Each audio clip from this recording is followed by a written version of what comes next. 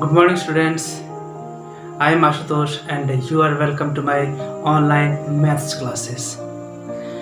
बच्चों, हम लोग सीख रहे थे नंबर्स और उसमें हमने सीखा था नेचुरल नंबर मतलब स्वाभाविक संख्या, प्राकृतिक या प्राकृत संख्या। आज जानेंगे उसके बाद वाली संख्या के बारे में। बच्चों, एक खाना बनाने वाला आदमी था।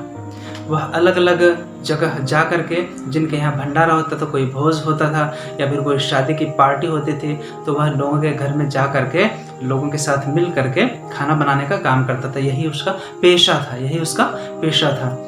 उसने लिखवाया सामान लाने के लिए, जो भी कुछ खाने का बनेगा उसमें सामान लिखवाया उसने कि हाँ लिखो, चावल जो है 50 किलो, दाल 10 किलो, ठीक है, टमाटर 1 किलो, मटर 2 किलो, लहसुन 250 ग्राम, ऐसे कर करके। इसके बाद फिर पूछा भिंडी, बोला भिंडी जरा भी नहीं, तो भिंडी उसने काट दिया। भिंडी लिखा लेकिन उसके सामने काट दिया, मतलब कुछ नहीं। तो इस तरह उसने जो लिस्ट दिया उसमें अपने बच्चों क्या देखा या क्या समझा कि लिस्ट में बहुत सारे नाम थे, उसमें गिनती की संख्याएं आ रही थी।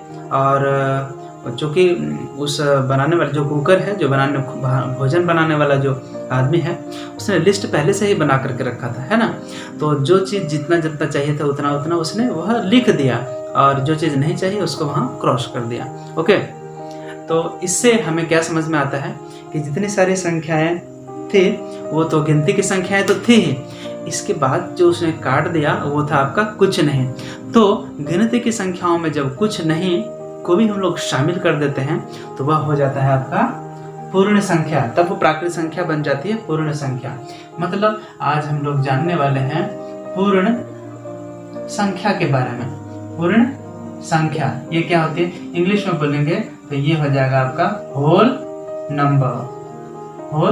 नंबर।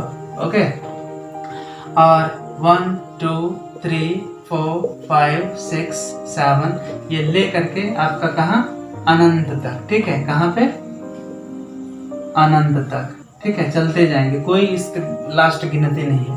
और इसमें जब हम इंक्लूड कर देंगे 0 को भी तो यह हो जाती है पूर्ण संख्या, मतलब होल नंबर। मतलब बिना 0 को लिए जो चीज़ हमको नहीं चाहिए, माने कुछ नहीं, तो उसका भी जिक्र हमें उस लिस्ट में करना पड़ता है। इस तब एक लिस्ट तैयार होता है। तो जब प्राकृत संख्या में शून्य लगा देते हैं तो मिलकर के जो पूरी संख्या का समूह बना वह हो गया पूर्ण संख्या। तो यदि हम लोग बोलें कि ये पूर्ण संख्या किसको बोलते हैं, तो बोलेंगे शून्य सहित प्राकृतिक संख्याओं का समुच्चय, मतलब सेट या समूह, ठीक है। शून्य सहित माने शून्य को ले करके प्राकृत संख्याओं का समूह या समुच्चय को हम लोग बोलेंगे पूर्ण संख्या, मतलब होल नंबर। तो हम लोग इसको ऐसे भी लिख सकते हैं, जैसे हमने लिखा 1 2 3 4 5 6 ऐसे करके अनंत तक। इसको हमने गोल घेरा दे दिया। इसके बाद यहाँ बाहर में 0 भी हमने लिख दिया, ठीक है बच्चों, लिख दिया। तो यदि इसमें हम लोग लिखेंगे प्राकृत संख्या, मतलब ये घर हो गया प्राकृत संख्या का, ठीक है। और ये घर हो गया आपका, ये जो घर है ये बाहर वाला जो घर है, इसको हम लोग बोलेंगे पूर्ण संख्या, ठीक है, पूर्ण संख्या। इस घर के अंदर जितना है, इस घर में क्या है, ये 0 भी है और ये भी है। प्राकृत संख्या में सिर्फ यही है, प्राकृत संख्या का घर ये है और पूर्ण संख्या का घर ये बड़ा वाला है। इसका मतलब क्या हुआ कि पूर्ण संख्या का घर बड़ा है या प्राकृत संख्या का घर बड़ा है?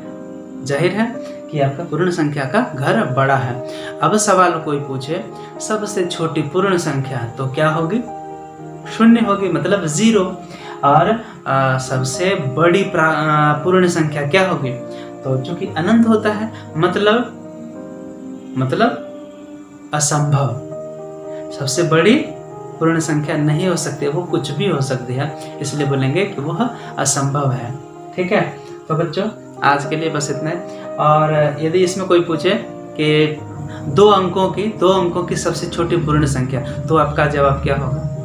तो आपका जवाब होगा 10। 1 अंक की सबसे बड़ी पूर्ण संख्या क्या होगी? 9 होगी ना। सबसे छोटी पूर्ण संख्या 0।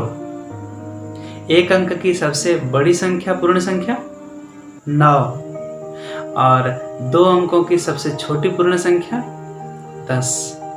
2 अंकों की सबसे बड़ी पूर्ण संख्या 99 मतलब 99। तो बच्चों ये थी पूर्ण संख्या और उसके बारे में जानकारी।